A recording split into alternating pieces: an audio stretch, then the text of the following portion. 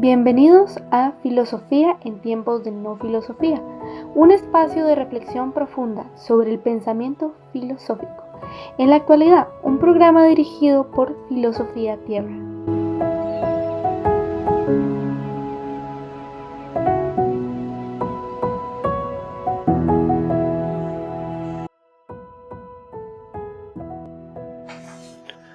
Les he dicho estas cosas para que en mí encuentren paz.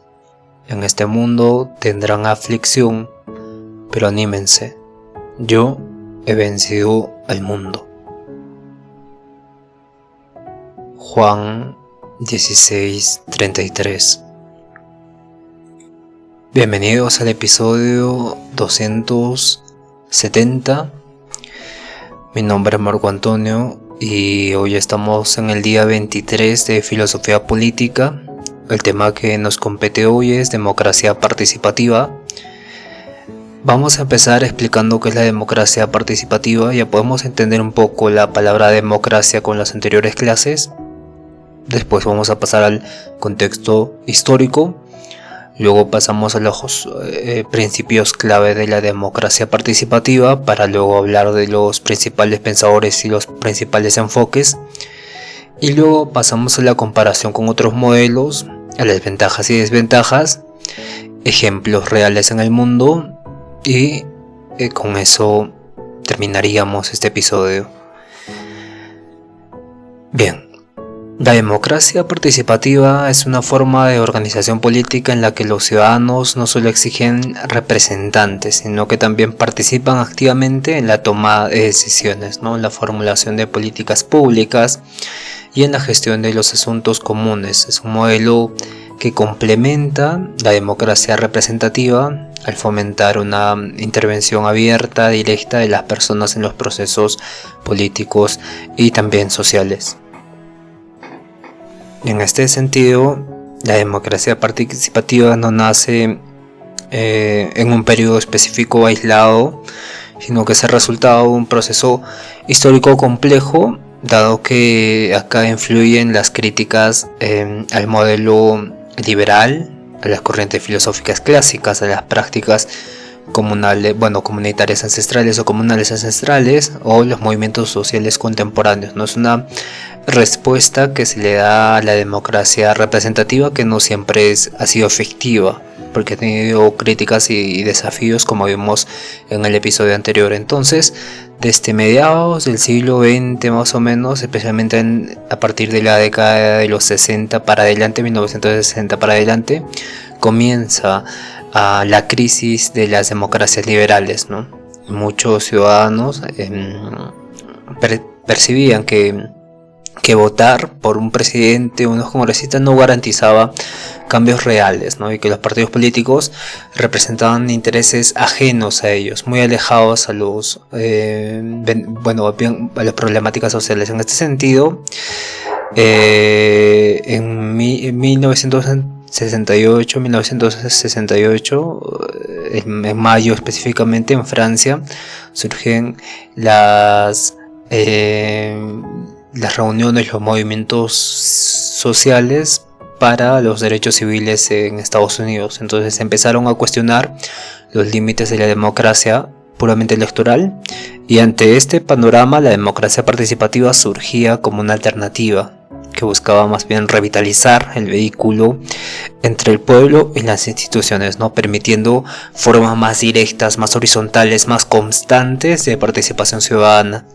En este sentido, la democracia participativa surge de este conflicto de los 1960 para adelante con todas las movilizaciones sociales, porque cuando hay una movilización social quiere decir que no se está resolviendo un problema, una demanda, y ante esto surge la democracia participativa.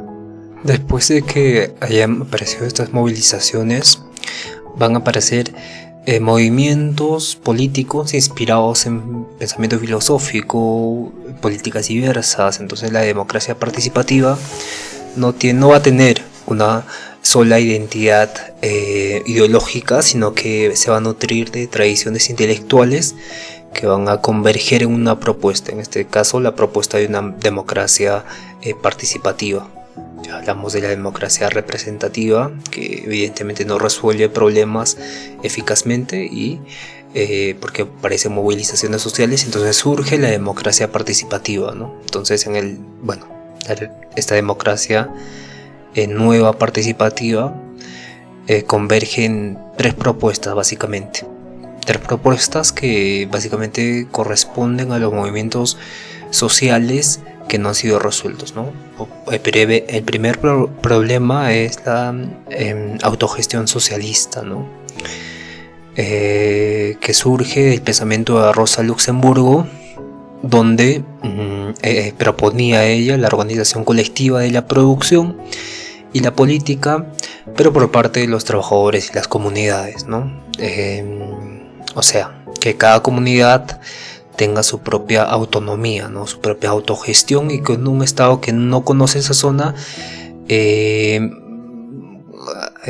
correspondiendo a la participación representativa, firme un documento que no conoce el sitio, no sabe dónde queda, no sabe qué problemáticas tiene, pero por una firma de este representante de la comunidad, que en muchos casos es de una región mucho más grande que no conoce esta comunidad, haga lo que quiera con los territorios de esa comunidad. Entonces, esta autogestión socialista propuesta por Rosa Luxemburgo trata de proteger estos sistemas más, por así decirlo, comunitarios, más proteger a las comunidades, ¿no? Las comunidades y los trabajadores de esa misma zona.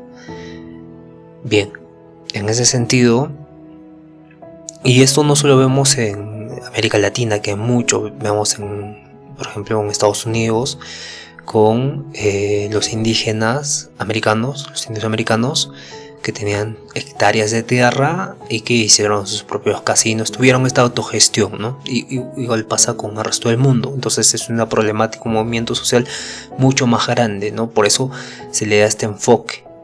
El segundo enfoque, vamos a hablar de tres enfoques ahora, pero están relacionados igualmente. El segundo enfoque es el republicanismo clásico, ¿no? La antigua Grecia, Florencia renacentista, donde se defendía la implicación activa de los ciudadanos en la vida pública, ¿no? La vida pública se refiere a la vida política, a lo que nos corresponde a todos políticamente, como también la garantía de libertad y la virtud cívica. Luego están las prácticas comunitarias tradicionales, ¿no? Especialmente en pueblos originarios de América Latina, África o Asia, donde valoran el diálogo comunitario, el consenso y la toma de decisiones colectivas, ¿no? No como forma de gobierno formal, sino como un modo de vida, donde esas personas tienen sus propias prácticas comunitarias que muchas veces están no relacionadas con una práctica comunitaria general de un país, ¿no? Por eso tienen específicos territorios donde existe un diálogo comunitario, un consenso, donde se toman las decisiones colectivas de esa comunidad específicamente, que el gobierno en muchas ocasiones deja olvidado, ¿no? Pero cuando encuentra oro mineral va y extrae, y por el bien común, ¿no? Por el nombre de todos, ¿no? En este sentido, el Estado, por el bien común de todos, expropia esto, pero no existe un diálogo, sino existe una imposición de una mayor utilidad de esa riqueza. Entonces, estas prácticas comunitarias tradicionales se tienen que estar relacionadas con el Estado. Entonces, se relaciona con el Estado cuando hay una democracia participativa y no una democracia representacional. Como dijimos antes, el problema de la democracia representacional es que representa a toda una comunidad mucho más grande, ¿no? Pero los pequeños grupos quedan igual sometidos a este representante que no tiene, por así decirlo, la cercanía que ellos tienen entre sí. En este sentido, no conoce las problemáticas, pero igual los representa, y entonces hay una injusticia ahí, ¿no?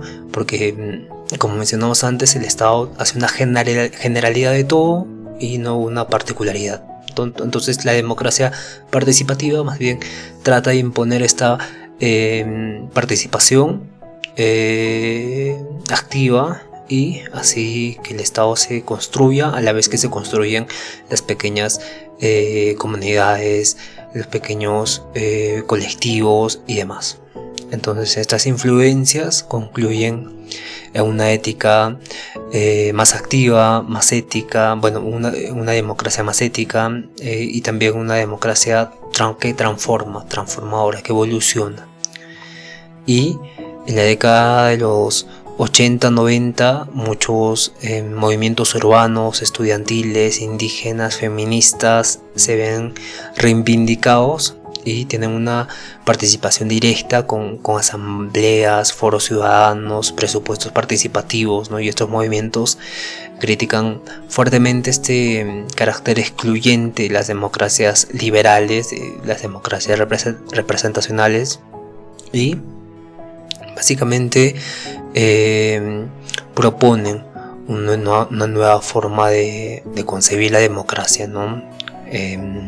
Una democracia que surge como respuesta crítica al modelo representacional democrático, y que su desarrollo histórico muestra que la democracia no es un sistema cerrado, sino que puede cambiar, puede evolucionar, puede adaptarse a las demás demandas de justicia, así como la inclusión y la autonomía de los pueblos, ¿no? En este sentido, tiene principios clave. Los principios clave que podemos encontrar en la democracia participativa es la toma de decisiones públicas, ¿no? Los que asocian a la democracia participativa van más allá del voto de elecciones y promueven que los ciudadanos tienen que involucrarse de forma directa y constante con asuntos públicos, y esto implica participar en debates comunitarios, proponer políticas y mejoras, estar presentes en espacios de diálogo con autoridades, y esta implicación fortalece el vínculo entre el Estado y la sociedad, ¿no? Y las decisiones se vuelven más legítimas y permite que se respondan estas decisiones a demandas reales, ¿no? A necesidades reales. Y evidentemente un principio clave tiene que ser la autonomía comunitaria y la descentralización del poder. Es básico, ¿no? Que las comunidades gestionen sus propios recursos según sus prioridades, y que se tenga que fortalecer los gobiernos locales para sensibilizar su contexto, ¿no? Para que su contexto sea mucho más participativo en la gestión misma que va a tener este gobierno local. Y evidentemente es incentivar la autoorganización y la co-correspondencia de la ciudadanía y el Estado, ¿no? Donde la descentralización va a mejorar la eficacia en la implementación de políticas públicas, pero también va a mejorar la comunicación, va a mejorar este aspecto dinámico entre el ciudadano y el gobierno. Luego también tenemos el principio del control social y la vigilancia ciudadana como gestión pública, ¿no? Como una forma de apoyar a la gestión pública, ¿no? Donde la ciudadanía no solo debe participar en la planificación, sino también debe vigilar, controlar, fiscalizar, esa es la palabra correcta, a los gobiernos. Y se hace esto con auditorías ciudadanas, también con observatorios cívicos, donde el control social es un mecanismo para prever la corrupción, ¿no? Exigir transparencia, garantizar que los recursos públicos se utilicen correctamente. Y evidentemente, si nosotros nos ponemos activos con este control social y vigilancia ciudadana, podemos evitar actos de corrupción de parte de los municipios, de los estados, y con ello también participamos al cese de todos los defectos que tiene la política. Y también vamos a tener como principio o como fundamento clave la educación política, ¿no? Como les mencionaba antes, la formación en derechos, deberes y funcionamiento del Estado, ¿no?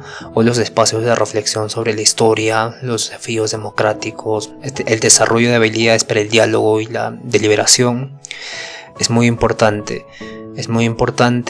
Y porque la educación empodera y hace que la participación sea más sustantiva, más informada, ¿no? No solo sea simbólica. En este sentido, las instituciones deben facilitar también a la participación, ¿no?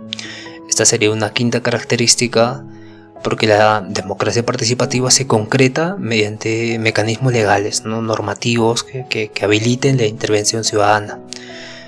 Y uno de estos instrumentos es los referendos. Son consultas directas al pueblo sobre las decisiones importantes que se tienen que hacer. Luego tenemos los presupuestos participativos, que son procesos en los que la ciudadanía decide cómo se van a usar parte de estos recursos, ¿no? Y también tenemos los consejos ciudadanos o comunitarios, que son espacios permanentes de diálogo entre la sociedad civil y el gobierno, así como las iniciativas legislativas populares, que son propuestas de ley, que estas propuestas de ley surgen desde la ciudadanía, no desde un gobierno centralista, ¿no? Bien, ahora vamos a pasar a los principales pensadores. Entre los más importantes tenemos a Carol Pateman. Carole Pateman es una autora de la democracia participativa desde una perspectiva del liberalismo clásico, que en su obra sostiene que la participación no solo es un mecanismo para tomar decisiones, sino que es una forma de transformar a los ciudadanos, una transformación de los ciudadanos, o es un paso a ciudadanos, ¿no? Porque critica el modelo elitista liberal, donde solo unas pocas personas toman decisiones y el resto obedece. Entonces propone que participar forma a los individuos, ¿no? A los ciudadanos, desarrolla este sentido de responsabilidad, comprensión política y la capacidad crítica. Luego tenemos que esta participación educa democráticamente al pueblo y que refuerza este compromiso con lo público. Entonces, este pensamiento está estrechamente vinculado con la idea de que la democracia no solo se hereda o se vota, sino que se aprende y se practica, ¿no? Es un aprendizaje en acción. Luego tenemos a Benjamin Barber, que plantea el concepto de democracia fuerte como una alternativa al modelo representativo débil y pasivo, ¿no? Porque su idea es que la democracia debe ser una forma de vida activa y deliberativa, no solo una estructura electoral, ¿no? Plantea que los ciudadanos no solo deben votar, sino que deben legislar, deliberar, actuar, pero colectivamente, ¿no? Considerar que la democracia es más rica, más sólida cuando hay un compromiso cívico, hay un diálogo constante. Entonces él defiende el ideal de una comunidad política donde las personas se involucran para el bien común, no solo en defensa de intereses individuales. Barber rescata la deliberación pública y el trabajo colectivo como motores de una ciudadanía responsable y una democracia viva. También tenemos a Paulo Freire, que no utiliza el término democracia participativa, pero sus ideas son fundamentales para la construcción de una educación popular y emancipadora, ¿no? Su enfoque pedagógico, sobre todo del diálogo, parte de la idea de la que las personas aprendan a través de la reflexión crítica sobre su realidad. Entonces rechaza los modelos autoritarios y jerárquicos, tanto en la educación como en la política. Entonces propone que tanto el aprendizaje como la participación deben ser procesos horizontales y transformadores. Con este aporte ético-pedagógico de la democracia participativa, no hay participación real sin participación, ¿no? No podemos hablar de democracia sin una democracia que participe. No hay participación real sin participación, no hay libertad. En este sentido, tiene este enfoque pedagógico y ético. Luego tenemos a Boaventura Sousa Santos. Boaventura de Sousa Santos es uno de los sociólogos portugués muy importante para el desarrollo de la democracia, porque él habla de la construcción de una democracia de alta intensidad, ¿no? Sostiene que la democracia representativa, la actual, ya de muchos países, excluye a grandes sectores de la población, ¿no? Especialmente a los más pobres o los racializados o las personas del sur global. Y entonces se plantea que la democracia debe emerger desde abajo, desde las prácticas locales, comunitarias, populares, desde lo mínimo hasta lo universal, ¿no? Y para él, sin participación real no hay democracia auténtica, donde la participación debe ser continua, creativa y con el poder efectivo de decisión. Entonces Sousa dos Santos conecta la democracia participativa con la justicia social y la descolonización del saber, ¿no? Afirmando que no basta con incluir a las personas, hay que reconocer sus saberes, sus luchas y sus formas de organización. Bien, vamos al segundo segmento y vamos a empezar con la comparación con otros modelos. Y hablamos de la democracia representativa, donde la ciudadanía solo elige a los representantes cada 5 años y entonces no existe una democracia real, ¿no? El mecanismo principal es las elecciones.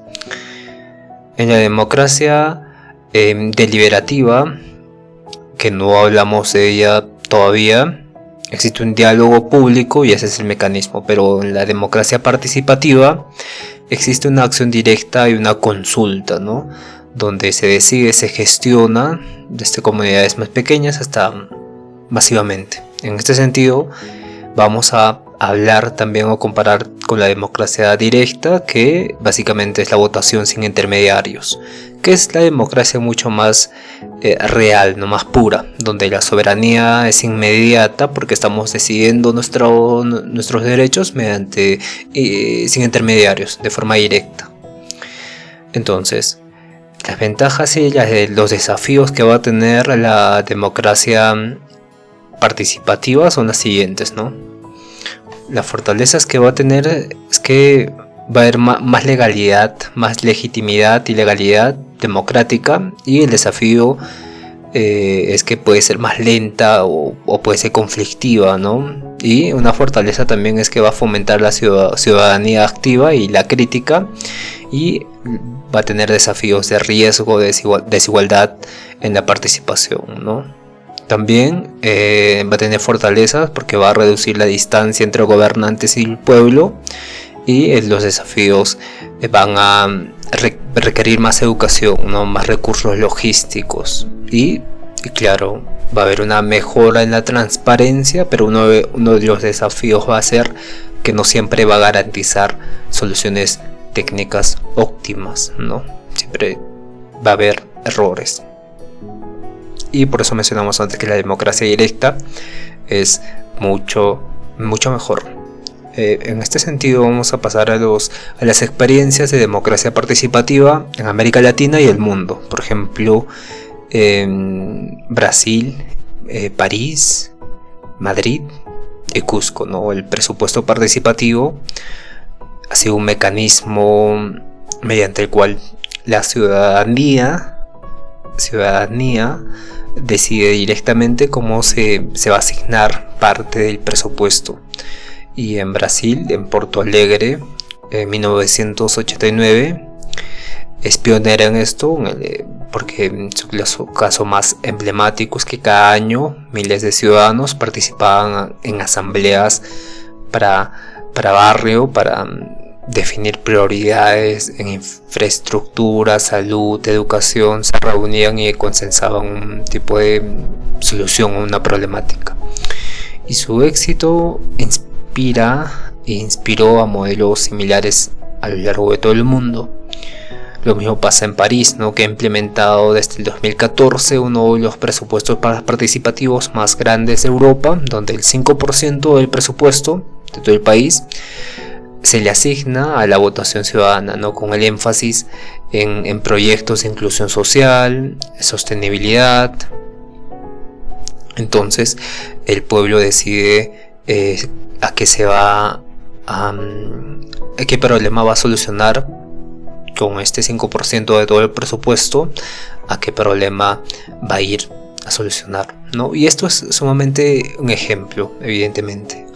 En Madrid, España promueve el portal digital Decide Madrid, que complementa las votaciones presenciales con la participación en línea, ¿no? Es un tipo de mixtura donde se van decidiendo las leyes, las normas municipales o de la ciudad que se van a regir. Y en Cusco, sorprendentemente, ha adaptado esta práctica a contextos andinos, incorporando principios de participación comunitaria y consultas en las zonas rurales, porque recordemos que las zonas rurales contienen un tipo de patrimonio cultural, ¿no? Es muy importante en Cusco el patrimonio cultural, la riqueza arqueológica, la riqueza cultural de todo un imperio que ha tenido que ser preservado, y por eso se consulta a las zonas rurales. Y estas experiencias muestran cómo el presupuesto participativo fomenta la transparencia, la inclusión y esta correspondencia ciudadana con el Estado. También podemos mencionar ejemplos prácticos con las asambleas vecinales que ocurren en Bolivia y Ecuador. En los estados plurinacionales de Bolivia y Ecuador, las asambleas comunitarias o vecinales son formas reconocidas de autogobierno y participación directa, especialmente en los pueblos indígenas. En Bolivia, las autonomías indígenas originario-campesinas permiten a las comunidades tomar decisiones sobre justicia, organización política y recursos naturales mediante asambleas, cabildos y usos y costumbres, ¿no? En Ecuador, en la Constitución de 2008, reconoce a las comunas y pueblos como sujetos colectivos con capacidad de deliberación y decisión, sobre todo en temas territoriales y ambientales, ¿no? Estas formas de asamblea no solo permiten la participación, sino que revalorizan los saberes y las prácticas tradicionales como parte de una democracia intercultural. Luego tenemos los consejos ciudadanos en gobiernos municipales. Los consejos ciudadanos son órganos colectivos o deliberativos formados por representaciones de la sociedad civil que opinan, proponen, fiscalizan políticas públicas. En México, varios municipios han implantado consejos de participación ciudadana para temas de seguridad, desarrollo urbano, cultura, aunque su eficacia depende del compromiso institucional. Son espacios clave para la interlocución con el ciudadano, ¿no? En Colombia, los consejos territoriales de planificación permiten a ciudadanos influir en los planes de desarrollo de los municipios, y también existen iniciativas por parte de estos consejos locales de jóvenes en general. En Chile, los gobiernos municipales han promovido consejos comunales de organización de sociedad civil que asesoran a las alcaldías y canalizan las demandas sociales de sus sectores. Es interesante estos foros del buen vivir en América Latina. También tenemos que hablar de los foros del buen vivir en América Latina. Como ya mencioné antes, son espacios de diálogo comunitario que se construyen hacia un futuro común con todos los ciudadanos de una determinada región, o inspirados en una ideología muy profunda, ¿no? En este caso, el buen vivir se refiere a Suma Kansai, Suma Camaña, que es una cosmovisión andina, y estos foros buscan construir políticas desde el territorio, en este caso latinoamericano, peruano, inspirados en esta cosmovisión andina. Se pasan por todas las regiones de América Latina, respetando la diversidad cultural, la diversidad ecológica y una responsabilidad social, ¿no? Una responsabilidad social combinada con una responsabilidad ecológica, ¿no? Se han desarrollado en países como Bolivia, Perú, Colombia y Ecuador, y están vinculados a movimientos sociales, ¿no?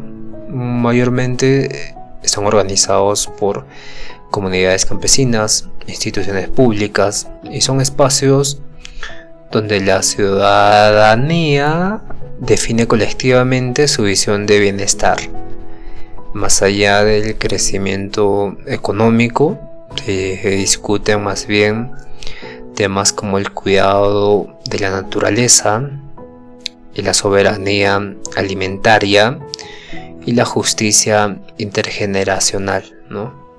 Esta justicia que nos dice que necesitamos crear sociedades justas porque las generaciones futuras también merecen vivir un ambiente justo, ¿no? Con la mayor cantidad de diversidad de plantas y animales posible, lugares cuidados, entre otras responsabilidades del presente. Entonces los foros del buen vivir representan una forma plural, ecológica y ética de democracia participativa, ¿no? Anclada en diálogos de saberes ancestrales, ¿no? Con esta cosmovisión metafísica andina sustentada. Bien, es muy importante esto. De hecho, estoy haciendo un trabajo también que me está costando mucho tiempo, aparte de los que ya tengo, y estoy, como verá, un poco cansado, pero estoy muy bien, ¿cómo así decirlo?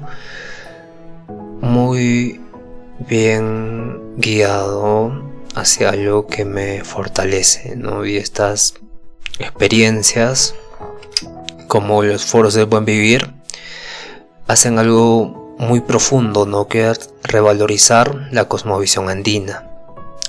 Y esta cosmovisión evidentemente justifica un buen vivir.